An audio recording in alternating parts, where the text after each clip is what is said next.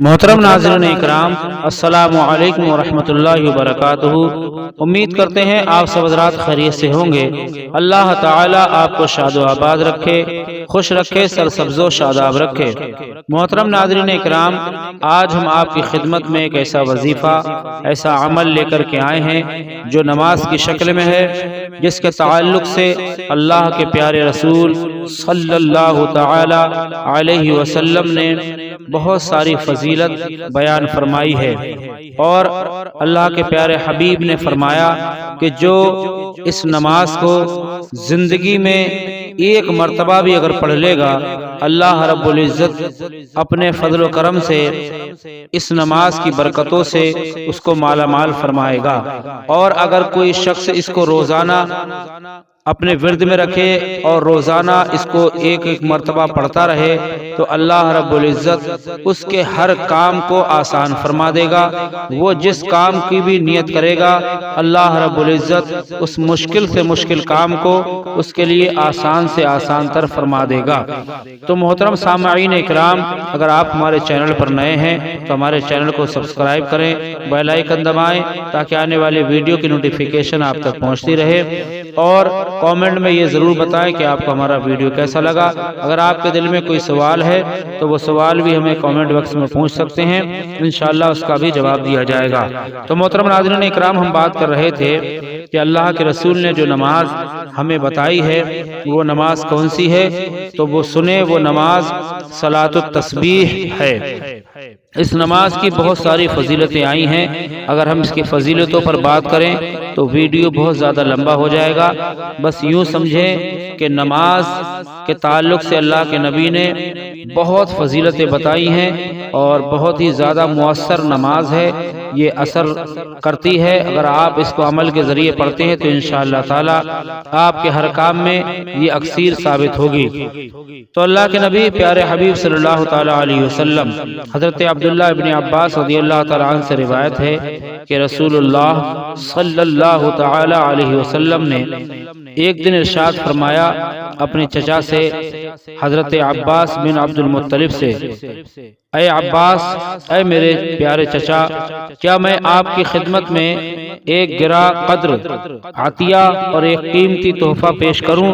کیا میں آپ کو ایک خاص بات بتاؤں؟ کیا میں آپ کے 10 کام اور آپ کی 10 خدمتیں کروں؟ یعنی آپ کو ایک ایسا عمل بتاؤں جس سے آپ کو 10 عظیم الشان منفعتیں حاصل ہوں۔ وہ ایسا عمل ہے کہ جب آپ اس کو کریں گے تو اللہ تعالی آپ کے سارے گناہ معاف فرما دے گا۔ نمبر 1، اگلے بھی اور پچھلے بھی۔ نمبر 2، پرانے بھی اور نئے بھی۔ نمبر 3، بھول چوک سے ہونے والے بھی اور دانستہ ہونے والے بھی۔ نمبر 4، صغیرہ بھی اور کبیرہ بھی۔ نمبر 5، ڈھکے چھپے اور اعلانیہ ہونے والے بھی۔ وہ عمل صلاۃ التسبیح ہے، اور اس کا طریقہ یہ ہے کہ آپ 4 رکعت نماز پڑھیں، ہر رکعت میں سورہ فاتحہ اور دوسری کوئی سورت پڑھیں۔ پھر جب آپ پہلی رکعت میں قرات سے فارغ ہو جائیں تو قیام ہی کی حالت میں 15 دفعہ کہیں سبحان اللہ والحمد للہ ولا الہ الا اللہ واللہ اکبر۔ پھر اس کے بعد رکوع کریں اور رکوع میں بھی یہی کلمہ 10 دفعہ پڑھیں۔ پھر رکوع سے اٹھ کر قوما میں بھی یہی کلمہ 10 دفعہ کہیں۔ پھر سجدہ میں چلے جائیں اور اس میں بھی یہ کلمہ 10 دفعہ کہیں۔ پھر سجدہ سے اٹھ کر جلسہ میں بھی یہی کلمہ 10 دفعہ کہیں۔